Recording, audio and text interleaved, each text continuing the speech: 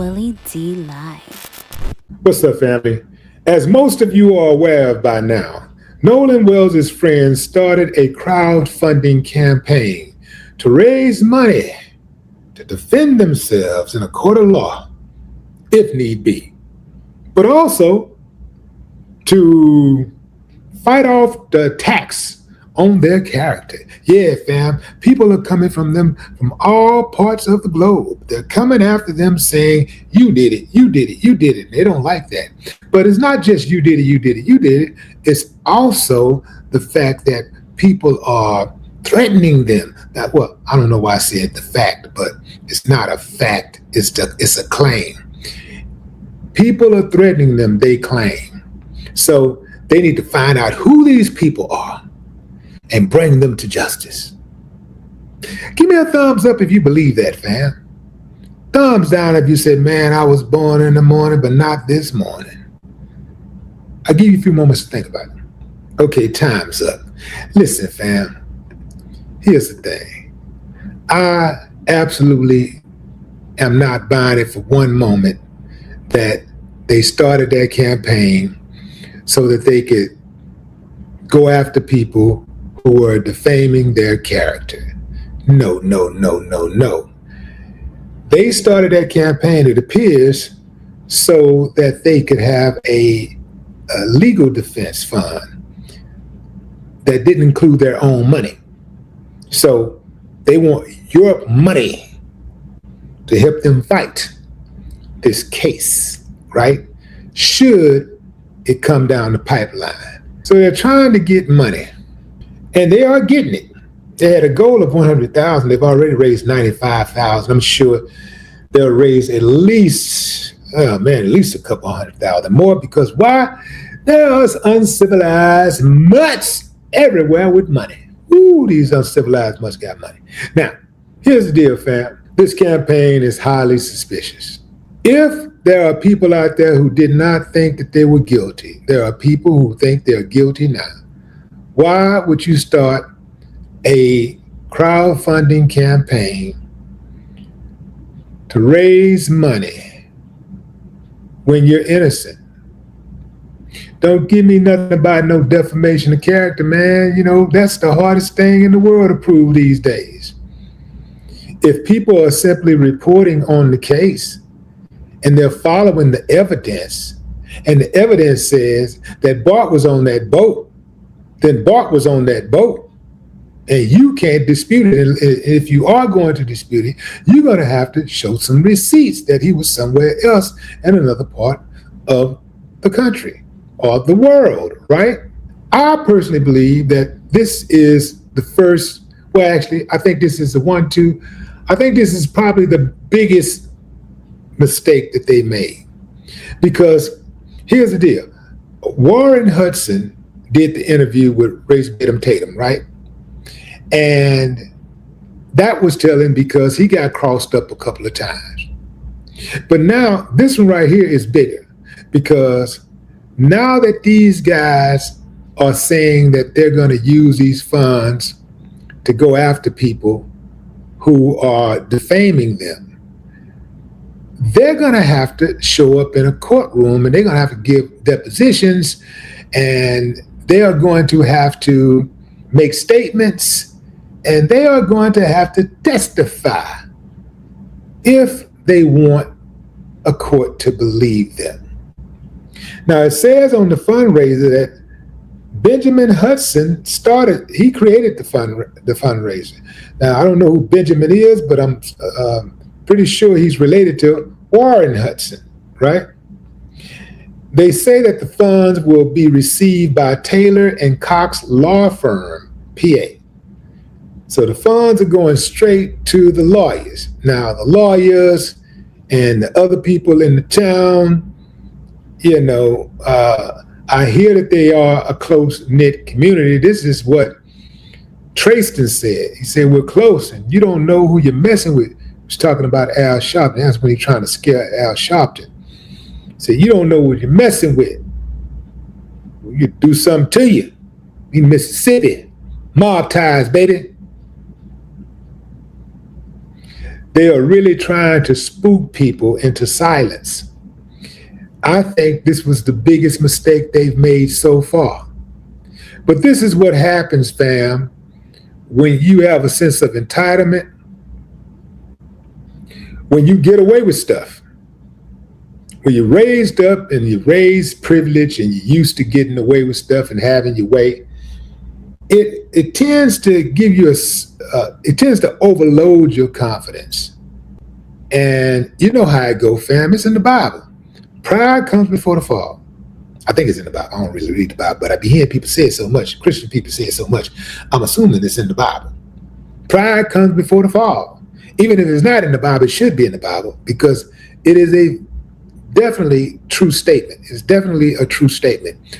Pride comes before the fall. I even think about myself sometimes when I was really, really prideful, and I wasn't thinking too clearly, and I would make mistakes. Invariably, I'd make a mistake that would cost me. So now I move a little differently. Never getting too high, never getting too low. Making sure that I control my actions and I have complete autonomy over my actions and not the chatter in the background, not paying too much attention to the chatter in the background because there are devil's advocates out there and they exist for the sole purpose of getting you off your square. Whether that means distracting you from your mission of earning, pursuing whatever career aspirations you have, or perhaps it could be a situation where you're in a relationship, let's say with a girl or a guy, and somebody is trying to bust that up. So what do? They make you start second guess your choice. Oh man, she used to do. Oh yeah, well I saw him when just lying, just making up stuff. And sometimes, let me put it like this: sometimes they lie, sometimes it's truthful, but it has no part in in your current relationship. It has no effect on your current relationship. But the idea is to just run interference and create confusion. See, these uncivilized mutts are agents of confusion. This is a big mistake that I do believe that's going to come back to bite them. Like, I mean, the audacity. If I'm on their side, in my mind, I'm thinking, say, guys, look, I think we've been doing good so far. Let's keep it going. We're on a winning streak. Let's keep it going. Everybody keep your mouth shut. Don't say nothing to nobody. Let's keep going. I think if we put that thing out there, they're going to say we did it. They're going to be like, yeah, they definitely did it. It's going to look suspicious. It's going to look self-serving. Because why not get any money that's raised to Nolan Wells' family? Now, that would have been a good gesture. You could have actually weakened a few people with that one. Because, not me, because I ain't buying it. I ain't buying nothing they do. But a few people would have been like, oh, that's so sweet. That's nice. Dude, man, they looking out for the family. They can't be guilty. They sent the family some flowers for the funeral. They can't be guilty. They put out a 4-page ad in the paper. They can't be guilty. They put out a 4-page ad expressing their condolences. They can't be guilty. No, they just shut down, went dark, didn't try to provide the family, no answers. We got a grieving mother and father. It is said too many times that the greatest loss that a human being can experience is the loss of a child.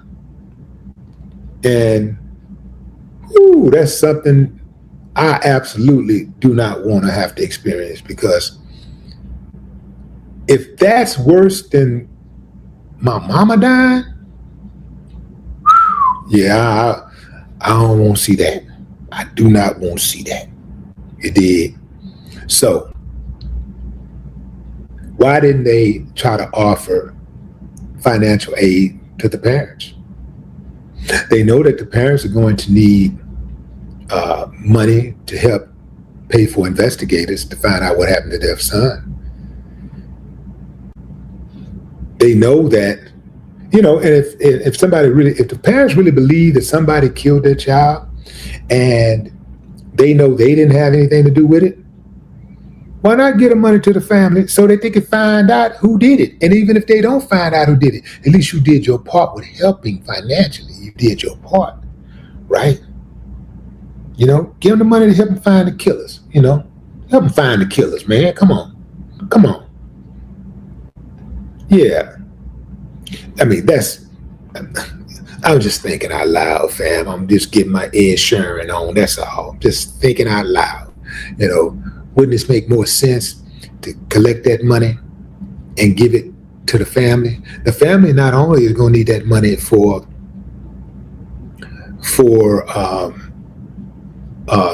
legal issues, they're going to need that money to live off of, because they're not going to ever be able to just go back to work and things be cool again. I doubt that. I doubt it. They're going to need that money also. This is a big one for counseling. A lot of parents break up. Elliot Connie talked about this on my show a few days ago. He said after these type of tragedies, oftentimes the husband and wife, they will break up because each of them are experiencing the type of trauma that nobody else can really relate to.